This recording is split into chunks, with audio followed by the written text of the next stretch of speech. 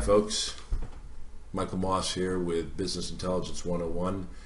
Today's discussion is all about how we equate sales with service.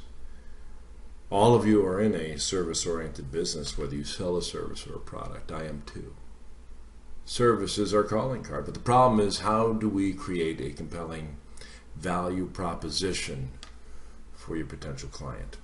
Now, in order to do that, well, we first have to look at what the core of sales is really all about, and that's assessing and then creating a need.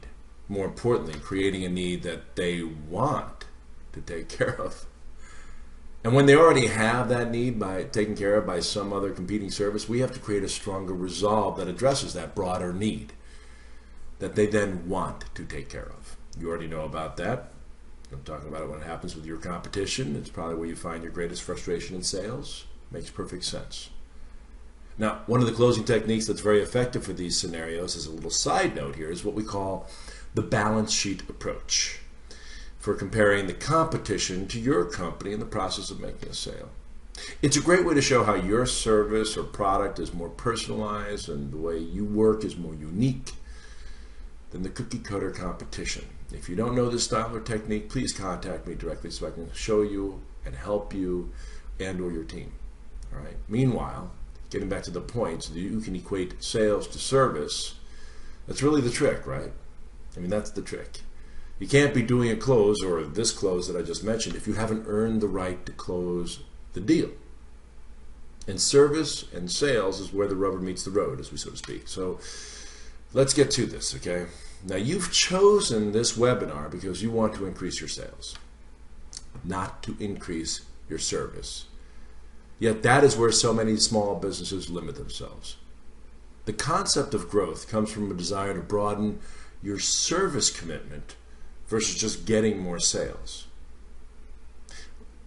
Let me explain what I mean by this, all right? There's an old parable about this young kitten who's chasing his tail. We've all seen it, right? Round and round the kitten goes, chasing his tail.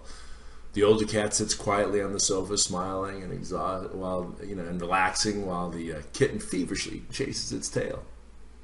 Finally, the kitten falls down exhausted and rolls over, only to notice that the older cat has been watching, and the cat's just smiling at her.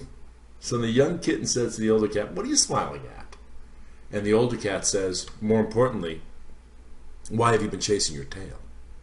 To which the kitten responds, "Well, I heard that happiness is in my tail, so I've been trying to catch it." And the older cat, he just smiles even more. So the kitten asks, "Why is the smile?" To which the cat says, "You're right.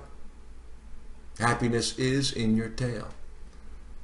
But I realized that I didn't need to chase my tail for wherever I went. Happiness seemed to always follow." And with that, the older cat just walked away, tail a-wagging.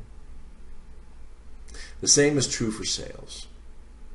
When you keep your focus on the service side of your sales will follow you and they'll line up. When you approach a business, when you're new in business, there's a very good chance in your early days of trying to gain accounts that you're looking at the potential revenue from the sale, or maybe you're just looking to gain a victory in a sale. We all know that, right? Early on, it makes sense. Yet that is where you will find your greatest obstacle. You may think that you know how to sell, and maybe you do. But the company you are approaching is extremely used to being sold from all kinds of vendors.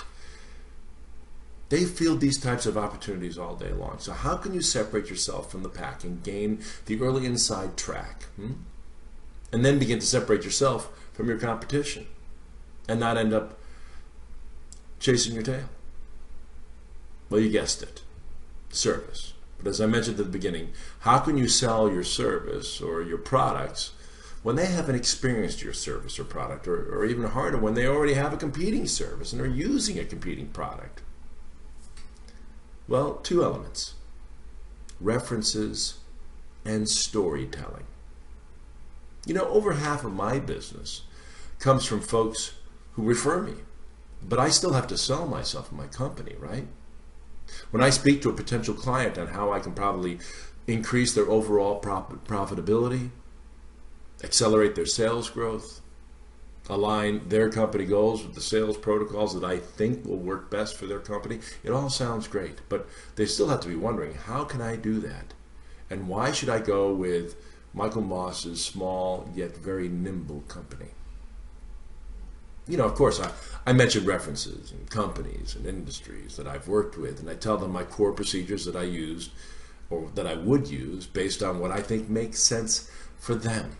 I mean, I've already discussed their needs, right?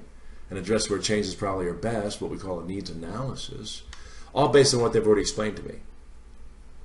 But then I start storytelling. And it makes sense to them. Here's an example. I'll show you two different ways. Here's the first way. I was working with a company that was about 3 years old.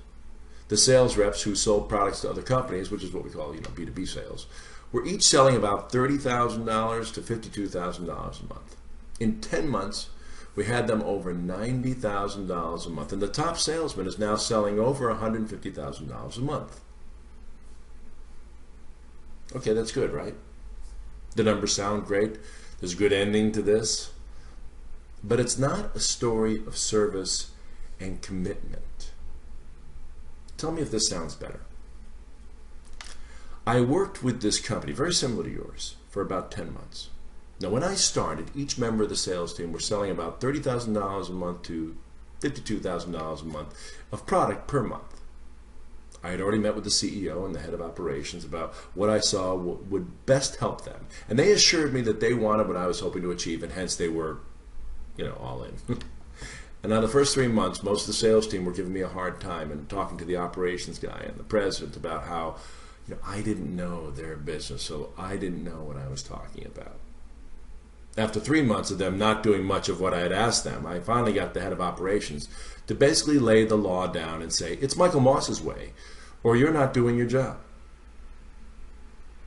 We pay you to do as we want, and we want you to follow Michael Moss's lead.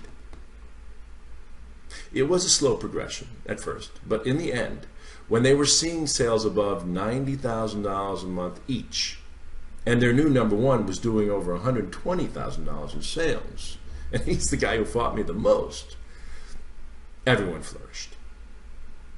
Because what I do is not just, I don't throw the baby out with the bathwater. I make the adjustments necessary versus coming in with a set plan. The results are often just like this, and odds are I can do this for your company too. Same story, but a much more compelling story, right? And as you can see, this kind of storytelling makes a much more compelling argument, and it achieves a few things. Now, first of all and foremost, it shows success, right? The increase in sales is proof enough, but underneath this longer story is the story of commitment to service, willing to fight for the benefit of the company, and working with the top people in the company to make all this happen. There's a very important expression in sales. You sell on the tangibles, but you close on the intangibles. Selling a service or a product is the tangible we all know and sell. But selling how you actually service your clients is the intangible we use to close our sales. You. The products and the service you provide. The attitude of professionalism and strength you present are all part of this package. And that will get you closer to where you can close your sales. Thanks so much for watching.